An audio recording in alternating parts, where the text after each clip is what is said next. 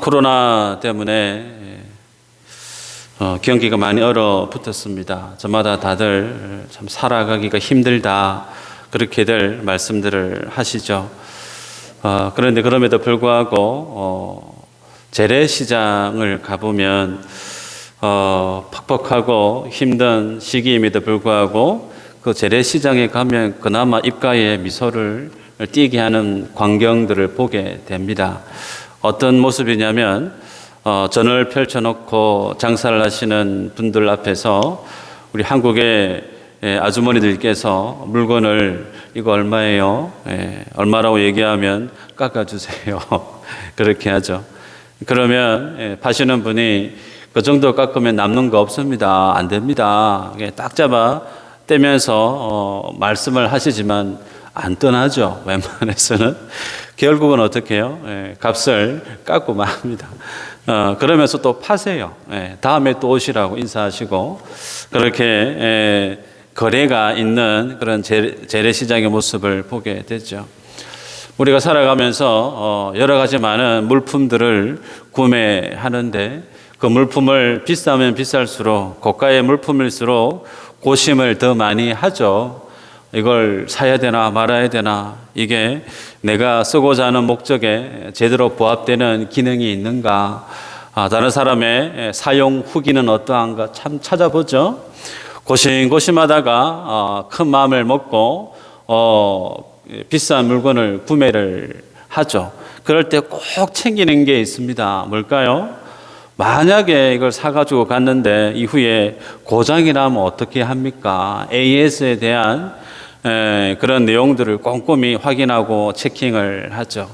그래서 우리가 물건을 살 때 구매자는 판매자에게 이 물품이 내가 사고자 하는 그런 내용의 확실한 물품인가, 보증할 수 있는가, 그리고 판매자는 내가 보증합니다.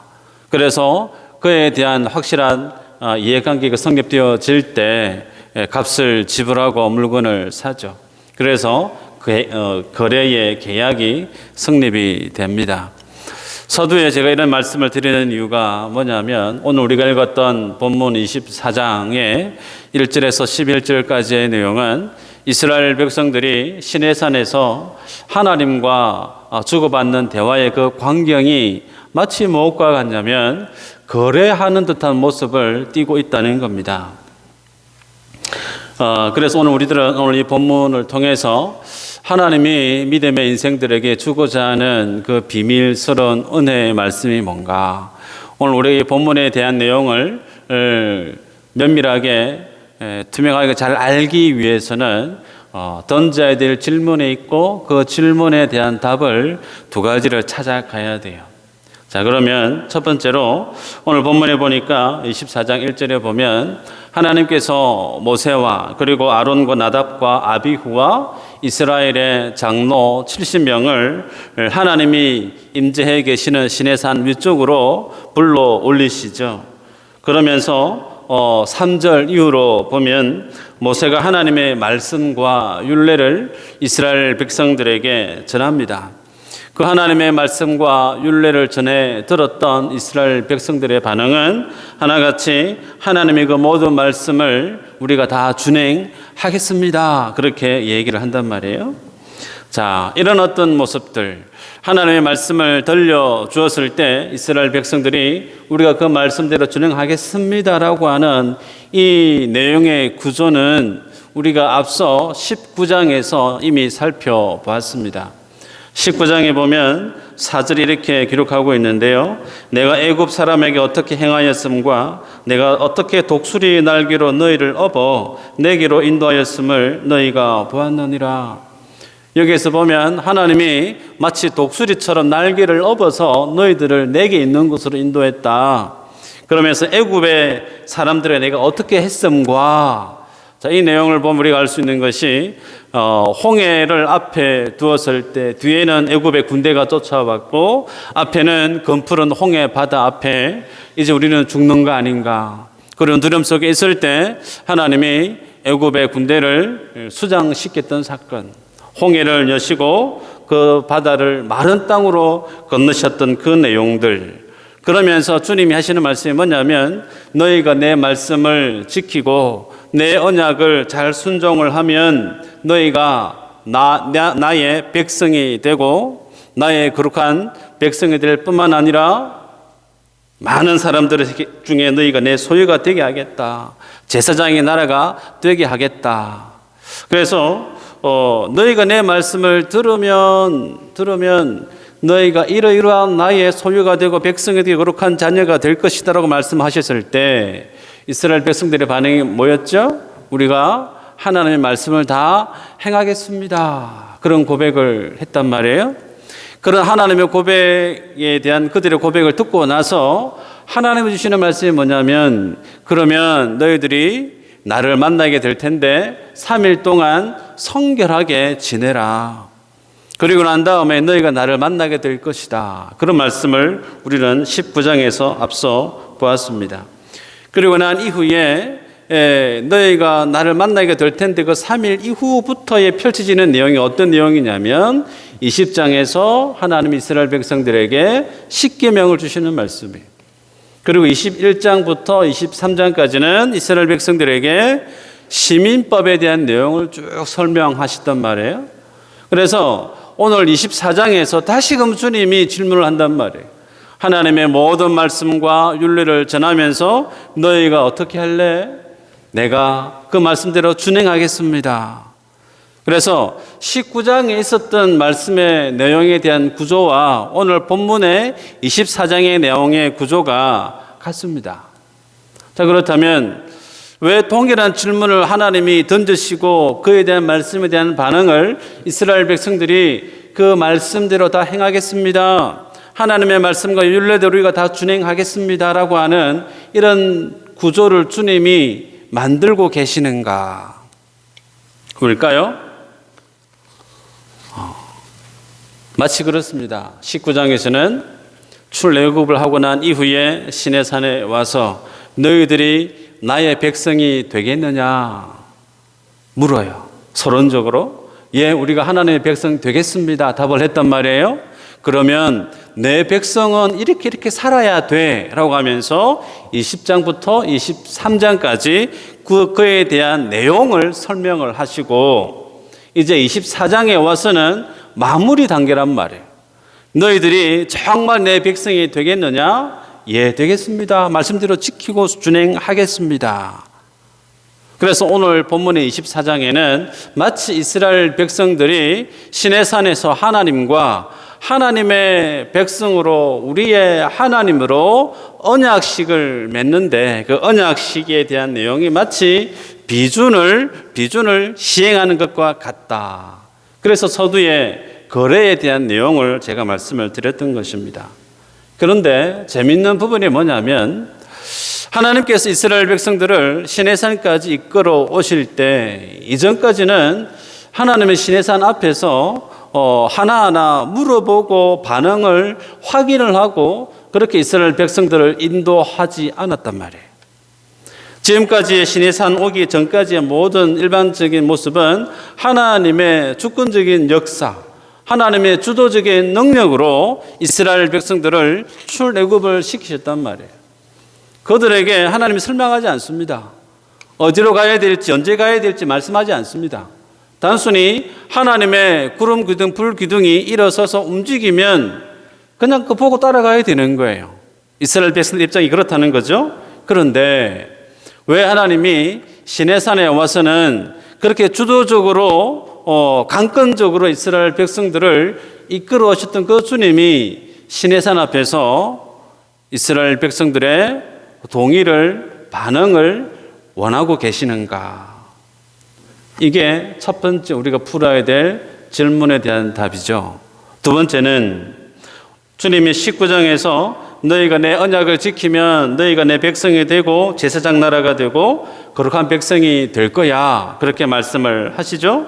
뿐만 아니라 23장에서 우리가 봤던 것처럼 하나님이 너희들보다 앞서 주의 사자를 보냄으로 인해서 너희가 그 가나안 땅에 들어가서 살아갈 때 모든 필요한 것들 주의 사자가 앞서 다 준비시켜 줄 거야. 그렇게 말씀을 하시죠. 그리고 오늘 본문에서 다시금 하나님의 말씀과 율례를 설명하시고 그것에 대한 반응을 유도하신단 말이에요. 자, 우리들은 계속해서 앞서 보았는데 이스라엘 백성들의 역사, 그들이 하나같이 하나님의 말씀에 대해서 우리가 그 말씀 행하겠습니다, 하나님의 율례와 말씀 우리가 준행하겠습니다, 그렇게 고백은 했지만 정말 그들이 그렇게 하나님의 말씀 그들의 고백대로 그렇게 살았던가?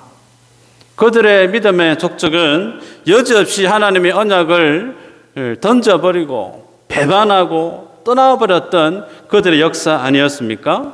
문제는요, 하나님께서 이스라엘 백성들이 그렇게 하나님 앞에 호언장담하고 있는 우리가 말씀 지킬게요 라고 하는 그 내용 앞에 그들이 실패하고 그들이 배신하고 그들이 주님을 떠날 것을 주님이 모르실까요?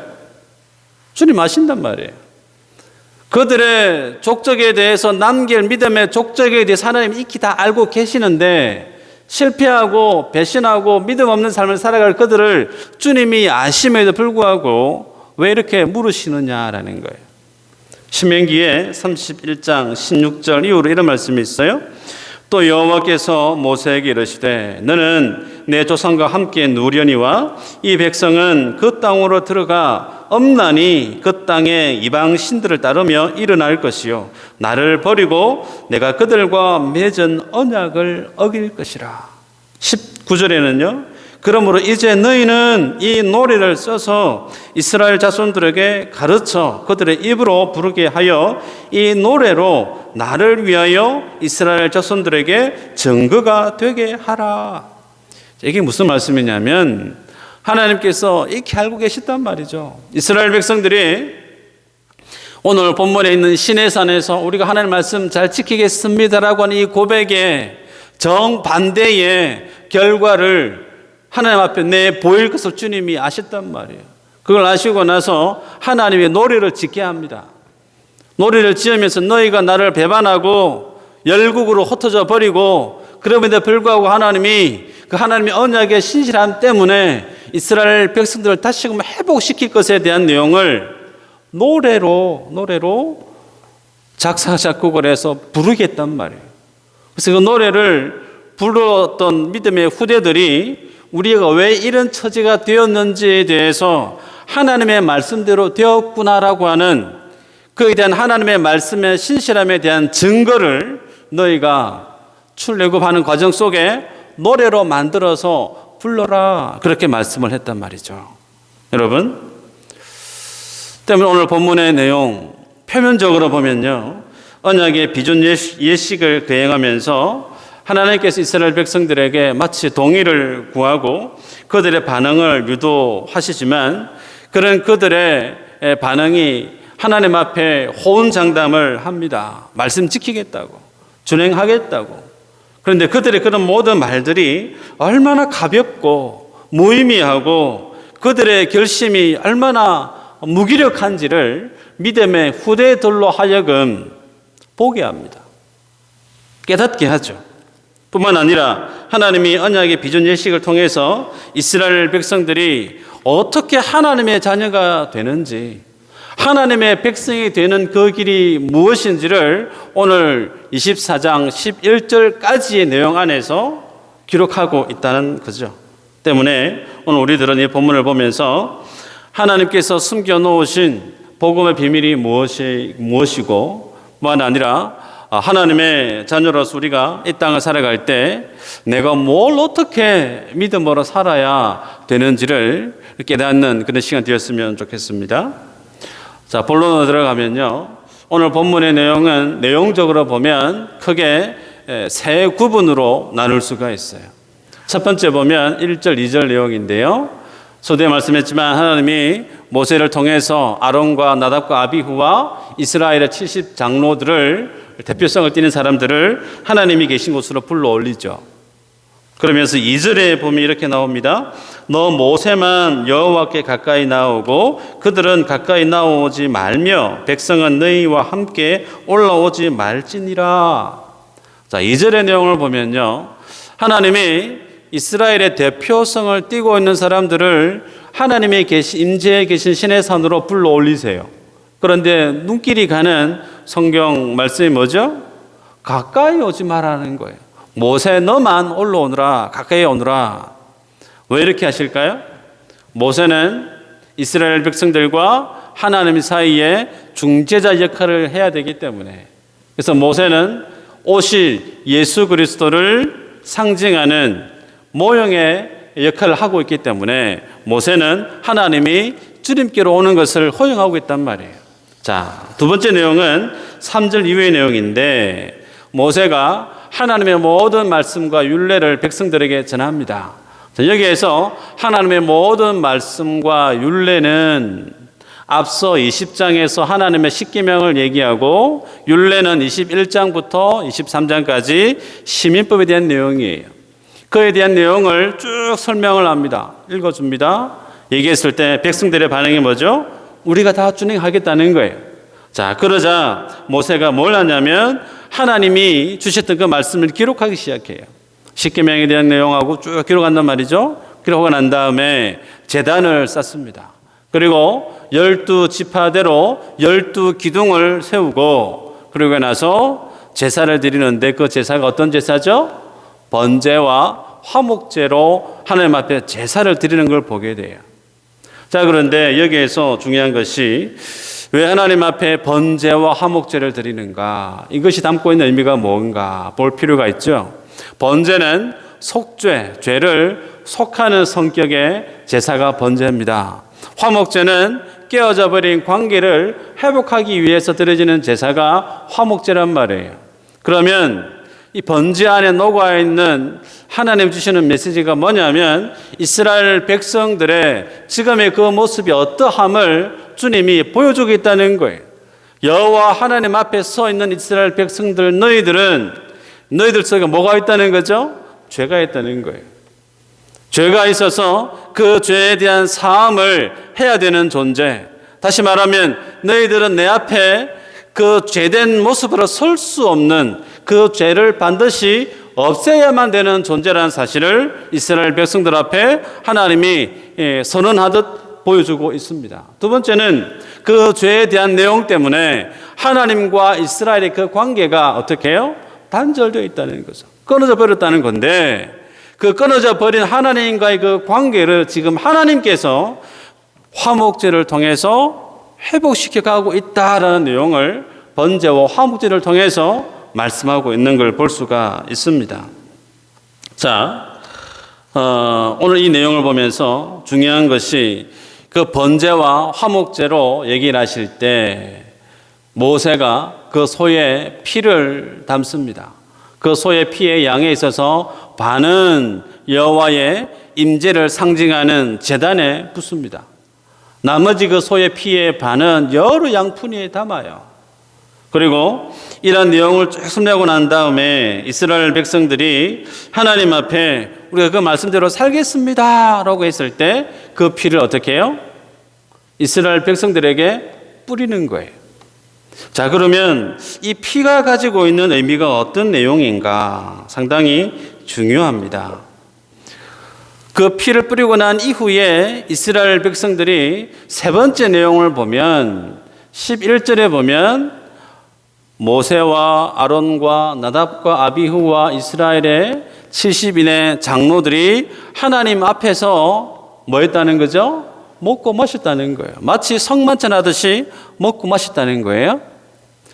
처음에 2절에서는 모세 너만 가까이 나오고 나머지들은 가까이 오면 안 돼 라고 하나님이 거리를 명하셨단 말이죠. 마치 19장에서 시내산에 도착했을 때 하나님이 그 산의 경계를 말씀하셨죠. 산의 바운드를 정해놓고 그 위로 올라오면 너희가 죽을 수 있다. 올라오면 안 돼. 경계를 하나님이 알려주시던 것처럼 2절에서는 모세 너만 가까이 나오되 나머지 사람들은 가까이 오지 마라 그랬는데 11절에 가서는 그들이 하나님 앞에서 가까이 가서 얼굴을 마주하는 듯한 표정으로 먹고 마셨다는 거죠. 그래서 2절에 대한 내용과 11절에 대한 내용은 정확하게 대조를 이루고 있단 말이에요. 그러면 하나님 앞에 멀리 떨어져 있으라고 했던 그 이스라엘 백성들이, 그들이 하나님 지척에서 먹고 마실 수 있는 그런 일이 성사된 이유가 어디에 있는가? 근거가 무엇인가? 뭘까요? 피에 있다는 거예요. 제단에 쏟아 부었던 그 피와 이스라엘 백성들에게 퍼뿌렸던 그 피에 의해서 그들이 하나님을 지척에 가서 먹고 마실 수 있었다는 겁니다. 그렇기에 이 피가 갖는 의미가 뭘까? 상당히 중요하지 않을 수가 없습니다. 8절에 보니까 이 피를 기록하기를 여호와께서 이 모든 말씀에 대하여 너희와 세우는 언약의 피니라. 이 피의 성격을 언약의 피니라 그렇게 밝히고 있습니다. 고대 시대에 사람 간의 거래를 할 때 이 피를 동원했던 것 같아요. 오늘날 같으면 도장을 찍거나 사인을 하거나 휴대폰 같이 카카오톡에 인정을, 얼굴을 보고 인정을 하거나 그렇게 하겠지만 이 시대에는 피를 동원했단 말이에요. 이 피가 상징하는 의미는 너와 나의 계약을 행할 때 그 계약에 무엇을 결부시킨다는 거예요? 내 생명을 결부시킨다는 거예요. 이 계약에 있어서 내가 만약에 그 계약을 어기게 되어지면 내 생명 걸겠다는 거죠. 마찬가지로 당신도 상대방도 이 계약들을 행하지 않으면 당신의 생명을 걸어야 된다는 내용이죠.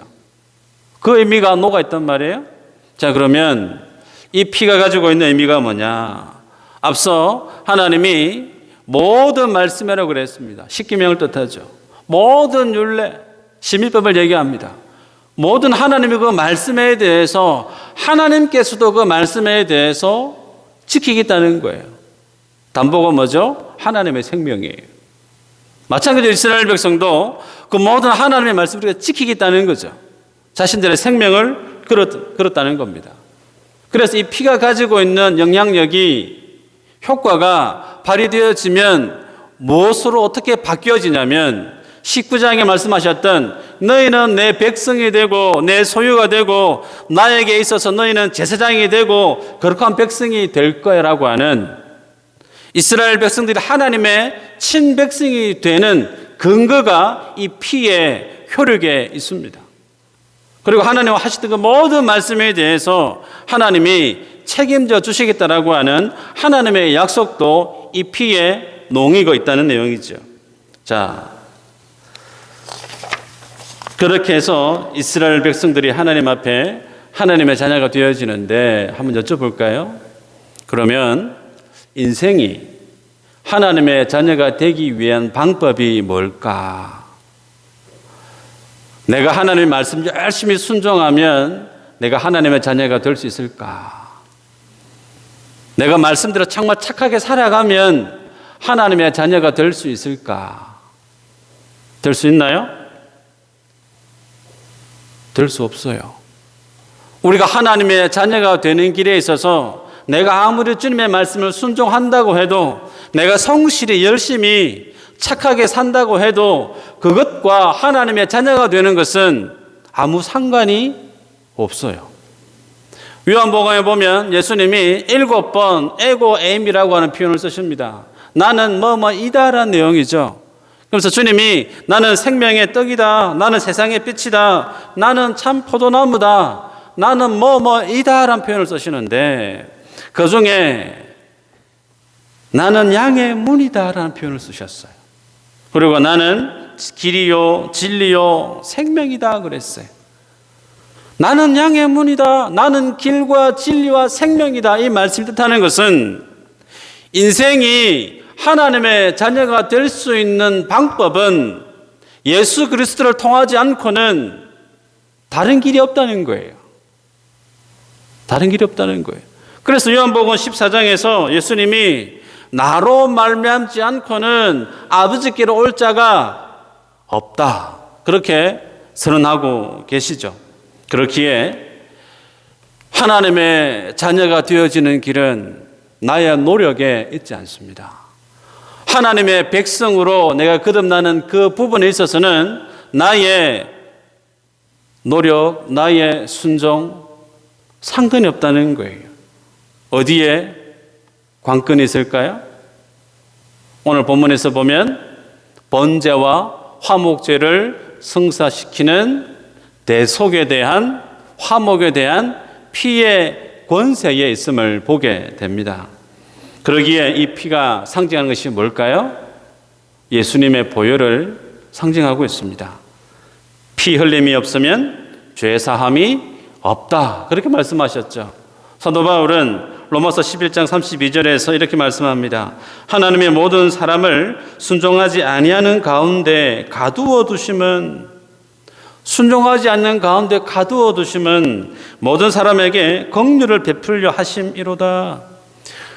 하나님이 바라보는 인생은 어떤 상태에 있느냐면 죄 가운데 갇혀 살아가고 있다, 그렇게 말씀을 합니다. 그렇기에 인생이 하나님의 백성으로 하나님의 자녀가 되기 위해서는 이 죄 문제를 직시하지 않으면 답이 없다는 거예요. 내게 드리워져 있는 이 죄의 문제를 해결하지 않으면 하나님의 자녀로 거듭날 수 있는 길이 없다는 거죠. 그런데 그 유일한 길이 언약의 피니라라고 했던 이 피의 권세에 있음을 보게 됩니다. 자, 그렇다면 한번 정리해 볼까요?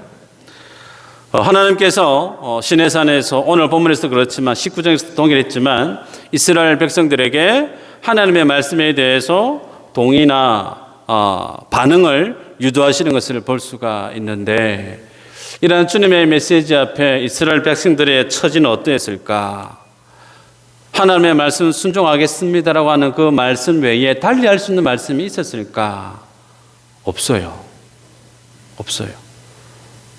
하나님이 강권적으로 출애굽을 시켰을 뿐만 아니라 그들을 죽이려 왔던 애굽의 군대를 그들 보는 눈앞에서 수장시켜 버립니다. 마른 하늘에서 하나님께서 만나를 주시고 지하 안반수에서 물을 뽑아 올리셔서 200만이 넘는 사람들을 목을 축이고 그들의 가축을 물을 마시게 하시고 때마다 시마다 모든 필요를 채워주신 그 하나님, 그런 하나님 듣도 보지도 못했단 말이에요.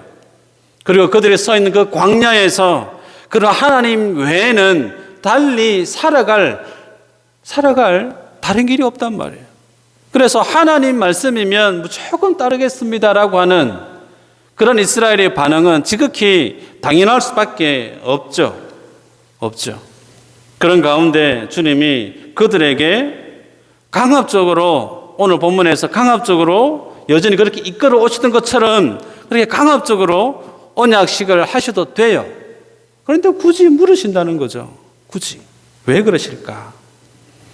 피의 언약의 비준식을 행하고 나서도 그들이 여전히 불순종하고 말씀을 떠나 살아갈 그들의 미래의 그 모습을 주님 익히 아심에도 불구하고 왜 실패할 그들을 붙들어 놓고 이러한 과정들을 시행하시는가? 이유가 뭘까요? 그것은 인생의 구원이 전적으로 하나님의 손에 달려있다라는 것을 보게 하는 겁니다. 인생이 하나님의 자녀가 되고 하나님 앞에 그 죄 문제를 해결하고 구원받는 인생이 되는 길에는 하나님의 주권적인 은혜 외에는 달리 방법이 없음을 그들로 보게 하는 거예요. 보기 좋게 그들이 우리가 하나님의 말씀을 다 지키겠습니다 라고 했던 그 말, 의미 없다는 거예요. 그래서 주님이 요한복음에서 말씀했던 것처럼 나는 선한 목자다, 나는 양의 문이다 라고 하시면서 하나님의 자녀가 되는 길은 예수님 하나님의 은혜를 통하지 않고는 달리 방법이 없음을 그렇게 말씀을 하셨다는 거죠. 문제는 그 다음에 있습니다. 이스라엘 백성들과 하나님의 시내산에서 언약 비준 예식을 취했는데 그 말씀들을 지키겠습니다 같이 얘기를 나눴단 말이에요. 그런데 이스라엘 백성들이 그 약속을 못 지키죠. 실패하고 맙니다. 그러면 실패한 그들에 대해서 하나님 어떻게 해야 되죠? 배를 갈라야 되는 거예요. 그들을 죽음으로 심판하셔야 되는 겁니다. 이게 하나님께 드려진 이제 숙제죠. 과제죠. 문제인데 이와 동일한 사건을 하나님은 앞서 마치 프롤로그와 같이 앞서 한번 행하셨던 적이 있으세요. 그게 언제냐면 아브라함과의 미팅 때 창세기 15장에 있는 내용이죠. 창세기 15장에 하나님이 아브라함과 만나서 동물의 배를 가르고 난 다음에 하나님 주시는 메시지가 후손, 자손에 대한 내용을 주십니다. 그리고 땅에 대한 말씀을 주시죠. 너희가 4대 만에 애굽에서 나오게 될 거다. 그리고 그 약속의 땅으로 너희가 가게 될 것이다. 언약을 주시고 하나님의 횃불이 갈라진 고기 사이로 지나갑니다. 그런데 그 말씀이 어떻게 되었죠? 정말 430년 만에 이스라엘 백성들이 번성해서 아브라함이 주시던 그 말씀대로 후손이 번성해서 그 땅을 벗어납니다. 후손과 땅에 대한 하나님의 말씀에서 후손에 대한 말씀은 430년 만에 그대로 성취되어지죠. 그러나 그 땅에 대한 말씀이 언제 성취되어졌다고요? 지난 시간에 1000년이 넘게 걸렸다고 그랬습니다. 이게 뭘 의미하는가? 하나님이 아브라함과 맺었던 그 언약은 하나님이 취소를 못 하신다는 거예요. 하나님이 입으로 나온 그 모든 말씀은 하나님이 살아계시는 그 하나님의 생존하심의 근거에서 영원토록 하나님이 책임져 지셔야 된다는, 그게 하나님의 신실하심입니다. 그래서 오늘 시내산에서 이스라엘 백성들과 언약 비전 예식을 취하고 있는데, 이 언약 비전 예식이 어디에 근거해 있느냐면 창세기 15장에서 하나님과 아브라함과의 계약의 연장선 위에 있음을 보게 됩니다. 따라서 오늘 본문에서 이스라엘 백성들이 우리가 하나님의 말씀 다 지키겠습니다 그렇게 얘기했는데 못 지켰단 말이에요. 못 지키면 그에 대한 하나님의 의의 심판, 비전 예식에 대한 그 기준의 근거에서 그들이 죽어야 돼요. 하나님의 준엄한 심판을 당해야 되는데 결과는 어떻게 되죠? 그들이 죽어야 되는데 누가 죽죠? 하나님이 대신 죽습니다. 대신 죽어요. 한번 생각해 볼까요? 이 내용이 오늘 우리에게 무엇을 던져주고 있는가? 실패할 걸 뻔히 아시는 하나님이 왜 그들에게 율법을 주셨고 성도에게는 그 율법이 갖는 의미가 무엇일까? 여러분, 이스라엘 백성들이 오늘 본문의 11절에 보면 하나님의 얼굴을 마치 대면하듯이 너무나 기쁘고 감격한 나머지 그 하나님 앞에서 먹고 마셨어요. 그런데 그렇게 먹고 마시고 감격스러운 그 순간 이후에 불과 얼마 후에 모세가 하나님과 독대하는 그 40일 사이에 이스라엘 백성들이 뭐 하죠? 황금 송아지 만들어서 우상 숭배하지 않습니까? 몇 년 흘른 거 아니에요. 불과 며칠 상관입니다. 그렇게 하나님 여기 정말 좋습니다. 영광스럽습니다. 정말 감사합니다.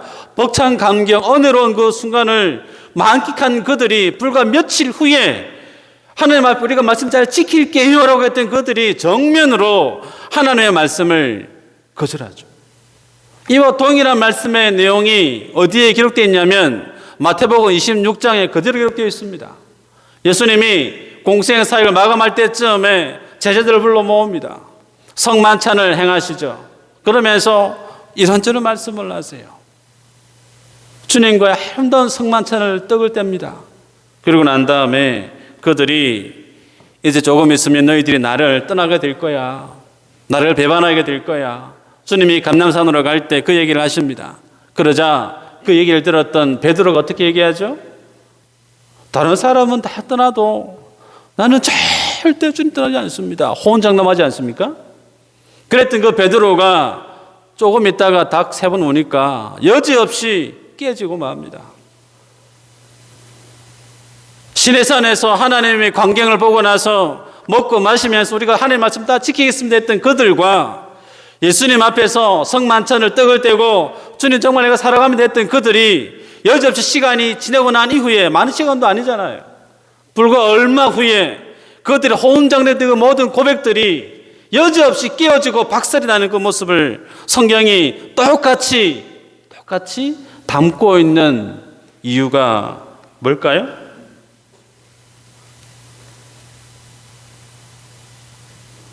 뭘까요, 그게?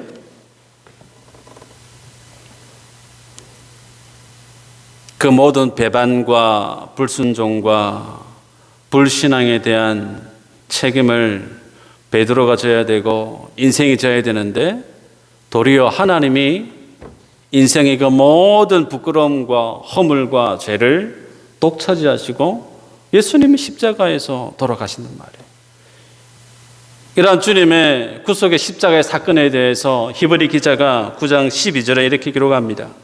염소와 송아지의 피로 하지 아니하고 오직 자기의 피로 영원한 속죄를 이루사 단번에 성소에 들어가셨느니라.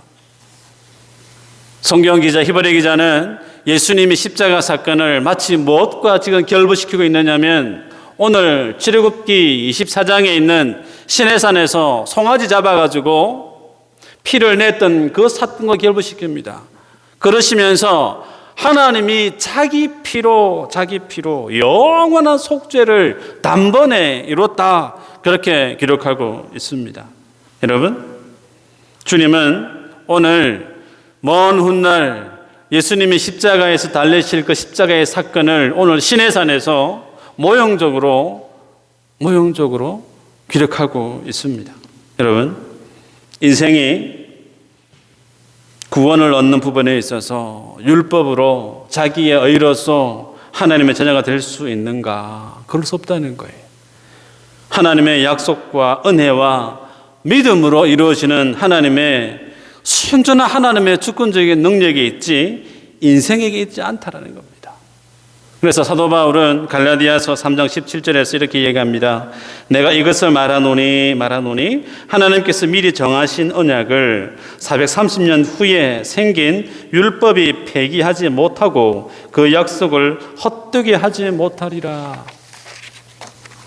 시내산에서 이스라엘 백성들과 맺은 그 율법, 그것보다 이미 하나님께서 아브라함과 맺었던 그 언약이 하나님이 죄인들을 구원하시기 위한 구원의 원리임을 기록하고 있어요. 인생의 열심이나 인생의 자기의 의가 아니라 하나님의 순전한 은혜와 믿음에 대한 그 의로서 하나님이 인생을 구원하신다, 그렇게 말씀을 하고 있습니다. 그래서 그 모습을 오늘 시내산에서의 비준 예식을 통해서 송아지의 피로서 그 사실을 보여주고 있죠.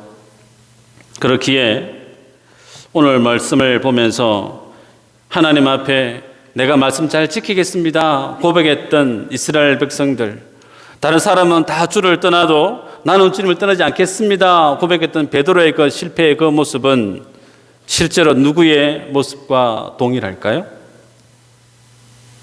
나의 모습과 동일하다는 거예요. 내가 그렇게 살았다는 거예요. 내가 하나님의 말씀 잘 지키겠습니다. 우리의 입술로 숱한 고백을 합니다. 내가 이제는 주님 말씀대로 정말 잘 살아보겠습니다. 마음에 칼을 품듯이 결심의 날을 세운다 할지라도 여지없이 우리가 살아온 삶의 걸음걸음은 실패요, 좌절이요, 불순종이요, 부끄러움밖에 없더라는 겁니다. 그 모습을 포기한다는 거예요. 포기한다는 거예요. 그래서 우리가 살아왔던 삶의 내용 그대로 하나님이 우리의 삶을 정산해 주신다면 우리는 율법의 저주 아래 떨어질 수밖에 없죠. 그런데 그 모든 나의 몫을 어린 양 되신 예수 그리스도께서 친히 다 담당하셨다는 겁니다. 그렇기에 이 모습 앞에 우리가 깨닫게 되는 것이 뭘까?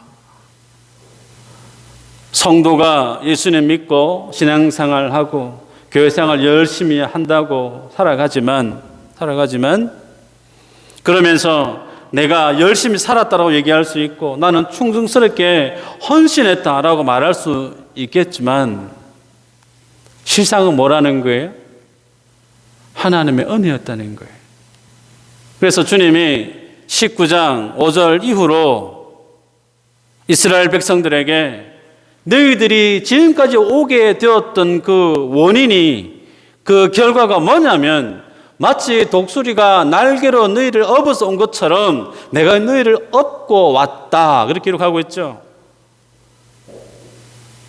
그게 우리의 삶이라는 거예요. 내가 열심히 살았습니다. 나 이 정도 하고 살았습니다. 나 충성했어요. 나 자랑할 건 이거고요. 내놓을 건 뭐고요. 이렇게 자랑할 수 있을 요소 있을지 모르겠지만 실상은 우리들이 하나님의 등 위에, 그 날개 위에 얹혀서 지금까지 살아왔다는 거예요. 하나님이 다 하셨는데 그 모습을 잊어먹고 내가 했다라고 말할 수 있느냐는 거죠. 때문에 교회 안에 신앙생활을 하면서 누군가가 목소리를 크게 내세우고 자신의 의의를 자랑한다고 하면 그분은 뭘 잊고 있느냐면 그러한 삶을 살게끔 은혜를 주셨던 그 하나님의 은혜를 잊고 있다는 거예요. 하나님의 은혜를 모르는 자는 하나님 앞에 구원받았다고 말할 수 있을까? 믿지 않는 자와 그리스도 밖에 있는 사람과 별 다를 게 없다는 거예요. 지금도 하나님은 우리를 말씀의 언약으로 우리를 붙들고 계세요. 우리의 부족한 모습, 연약한 모습 개의치 않고 여전히 하나님의 신실하신 그 언약에 의해서 우리를 하나님의 자랑스러운 믿음의 자녀의 모습으로 이끌고 계시죠. 이 하나님의 은혜죠. 이 사실을 아는 사람은 신앙생활을 하면서 주님 앞에 고백할 수 있는 말들이 달리 없습니다. 달리 없어요. 주님의 은혜 외에는 없네요. 주님이 하셨네요. 여러분, 그렇다면 실패할 수밖에 없었던 그들에게 하나님이 율법을 왜 주셨을까?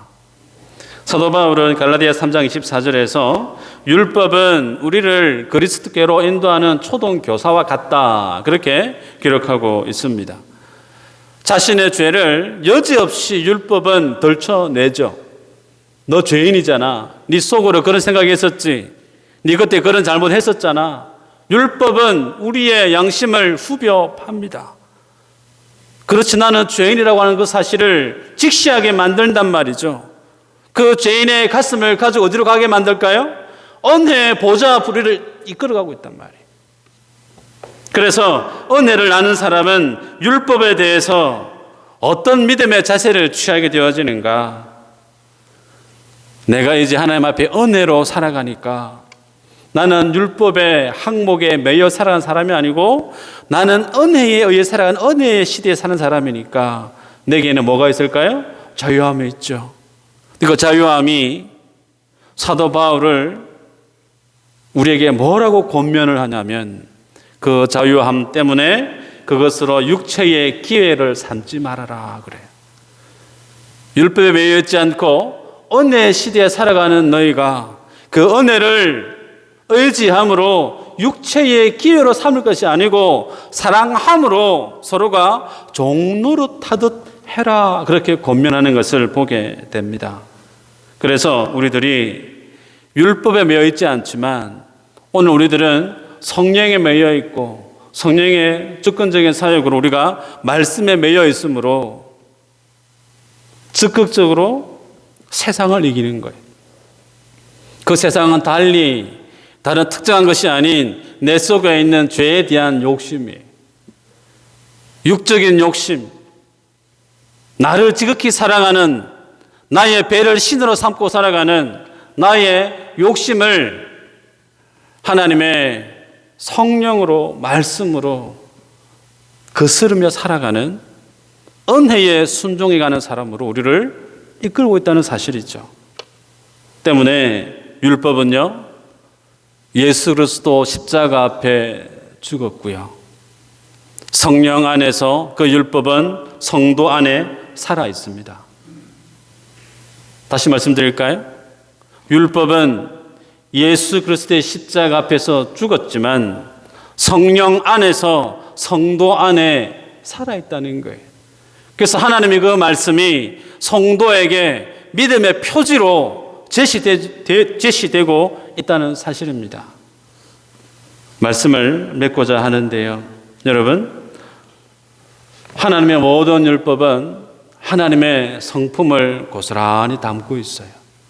하나님의 사랑하심과 인자하심과 자비로우심이 그 모든 율법에 다 녹아 있습니다.